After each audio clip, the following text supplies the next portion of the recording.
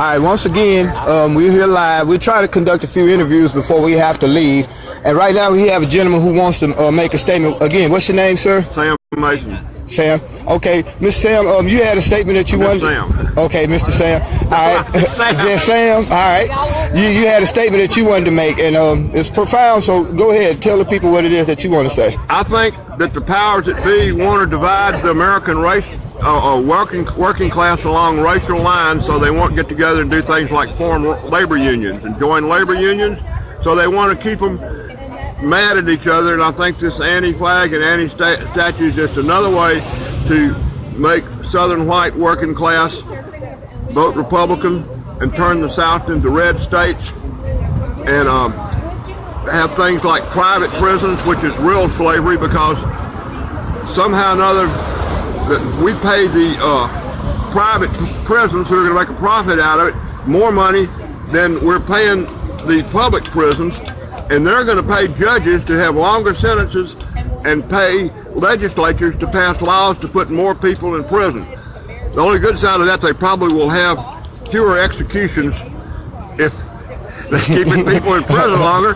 But most of the people in I think probably a disproportionate number of black people are in prison now, and private prisons are real slavery because they not only keep them, but they'll force them to work. Mm-hmm. Exactly. You hit that on the head, because I'm involved somewhat in the prison system, and exactly what you said is true. I want to add something else. Do you know who A. Philip Randolph was? I've heard that name, but I know you're going to tell us. Okay. A. Philip Randolph was the founder of the Pullman Porters Union back in the 20s. He was the founder of the modern civil rights movement. Some people have said that Martin Luther King, for example, was a spokesman for A. Philip Randolph. If you look at that picture of Martin Luther King marching arm in arm with those people in the Washington March of 1963, which was the turning point in civil rights movement, A. Philip Randolph is right there arm in arm right next to him. I don't remember if he's on the right side or the left side, but the reason people don't know about A. Philip Randolph because there's no statues to him. A lot of people don't know who Harriet Tubman was. We need a statue for Harriet Tubman. We need a statue for Rosa Parks. We need a statue for James Meredith. We need a statue for a lot of these people. We need a statue for all the black soldiers that died in Vietnam and the other wars. As a matter of fact, I'm not for the removal of the Confederate monument. But I don't think it should be the only war monument we've had.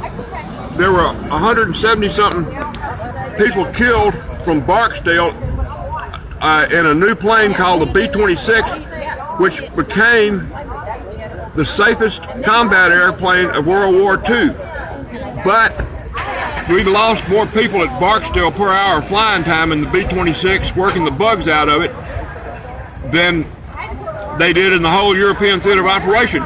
We need a monument to those people because those people that came back from mission safely in that plane owe it to the people that got killed at Barksdale. Okay. So, anyway, I think we need a monument to people that got, in Korea. I mean, this being the only monument, I think they ought to lower the thing so if somebody's speaking in favor of the monument, you can see them. All right. Hey, thank you very much. Thank you for the interview. All right. Over here we got Alfonso. We're going to get ready and wrap this up. I want to get an interview with the spokesman. But you were saying now about these two. Tell us a story. I want to talk with you about that. The girl that came up, she asked us why we were carrying a flag that symbolized oppression of minorities. And what flag is that? The Confederate flag. And I asked her, I said, why do you feel that this is, I said, you're correct in that this flag, this battle flag, stood for oppression. I said, but you're talking about, oppressing the minorities. I said, that's not originally what this flag stood for. This flag stood for the oppression from the Union, from the South, from the government. This flag was to stand against tyranny for the taxation, the industry, they were wanting to overtax the plants in the north, wanted all our crops and that type of thing. That's what it stood for. It did not stand for racism originally. But you can honestly see how it's connected, how they're connected, right? This is where we went. And I said, now when the Klan and or other groups took this flag from what it originally stood for and used it in a detrimental way, which causes conflict, like you were saying, let's sit down and have coffee, and causes conflict in the as to what the flag stood for.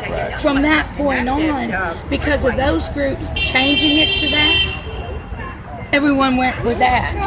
That's not originally what it's for. That's what we're here today for, is to say heritage, not hate. We don't agree with everything, those laws. We do not agree with slavery, of course. But we're past that. But we have to have this history. And for us to go forward together.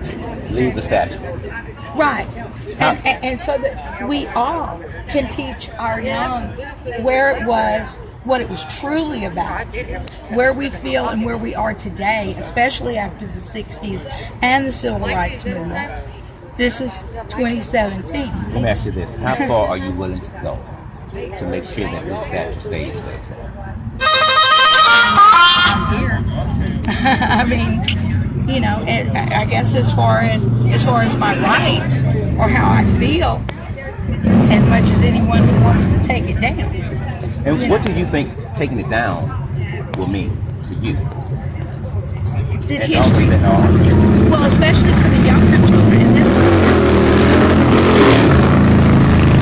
where this young girl, I realized her oppression and her connection with where she's been taught of what the flag meant, and not where we're coming from of what it originally meant, moving our states and succeeding from tyranny and from the Union and made a separate government. Without the truth being taught, or it even being there so we can work together and teach our young the truth and how things went and where we're going forward. Okay. That's Let what me it's ask you about. this one last question, and I'm going to wrap it up.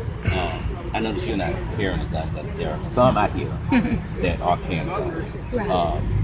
Do you think it was necessary In to exercise 2017? their right to bear arms? Was it necessary Yes. today? Yes, in 2017. Or you mean just today? Just today? With the Well, in protest any that's going day. on. No, In today. any day. Not any day. I'm talking about today. Well, I'm saying in any day, but yes, Why was it necessary to bear arms today? just for Exercise your protection. right. Protection. Protection of our rights, protection of the Constitution, which one gives us the right to peaceful protest and the right to bear arms and protect ourselves. There y'all have it. So far, it's going to be a peaceful protest. Again, any outside agitators George Soros might send here on either side, you're not welcome. Let's keep Shreveport peaceful, y'all. Everybody has a right to voice their opinion, whether you like it or not. We might not agree, we might agree, but it's all about peaceful protest, and these people are exercising their First Amendment right. And hey, we got to get ready and go though. Here at the Real News Behind the News, we thank y'all for tuning in. Y'all share these videos and support the Real News Behind the News. Alfonso Scott and Just Investigation. We're gonna be coming together doing more things. Till y'all hear me on another video, hear me on the radio. Y'all be blessed.